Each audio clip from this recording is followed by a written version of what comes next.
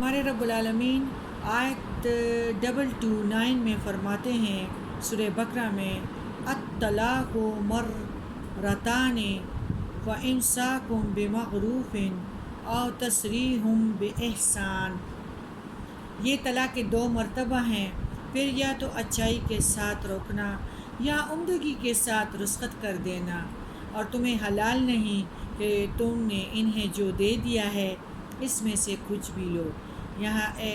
یہ اور بات ہے کہ دونوں کو اللہ کی حد قائم نہ رکھ سکنے کا خوف ہو، اس لیے کہ اگر تمہیں ڈر ہو یہ دونوں اللہ کی حد قائم نہ رکھ سکیں گے تو عورت رہائی پانے کے لیے کچھ دے ڈالے، اس میں دونوں پر گناہ نہیں، یہ اللہ کی حدود ہیں، خبردار ان سے آگے نہ بڑھنا، اور جو لوگ اللہ کے حدود سے تجاوز کر جائیں وہ ظالم ہیں۔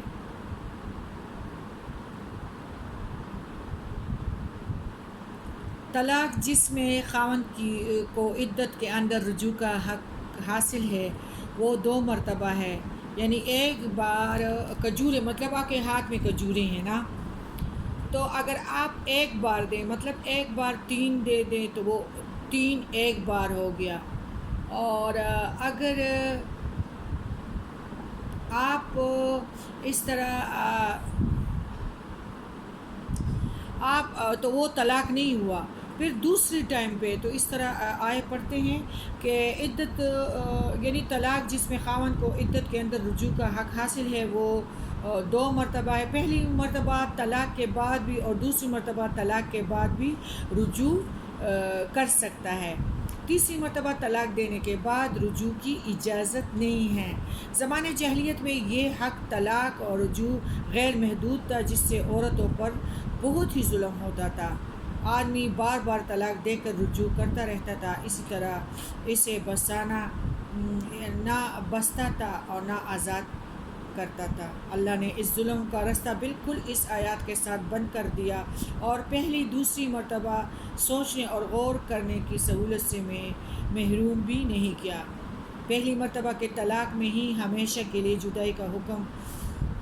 دیا جاتا تو اس سے پیدا ہونے والے معاشرتی مسائل پیچیدگیوں کا اندازہ ہی نہیں کیا جا سکتا۔ اللہ نے 2 طلاقیں نہیں فرمایا بلکہ الطلاق مرتان،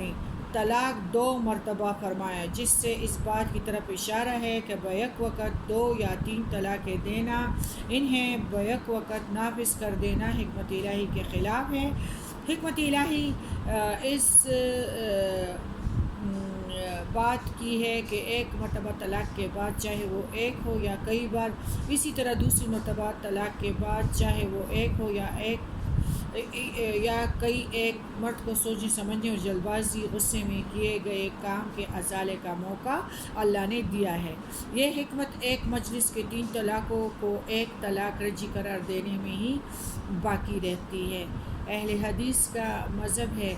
جو حدیث سے ثابت ہے، نہ کہ تینوں کو بیک وقت نافذ کر کے سوچنے اور غلطی کا ازالہ کرنے کی سہولت سے محروم کر دینے کی صورت میں جو ہے یعنی ایک مجلس میں 3 طلاقیں جو ہیں اس سے طلاق واقع نہیں ہوتی، اچھے طریقے سے اسے پھر دوبارہ سے بچانا ہے، اور تیسری طلاق کے بعد جو ہے وہ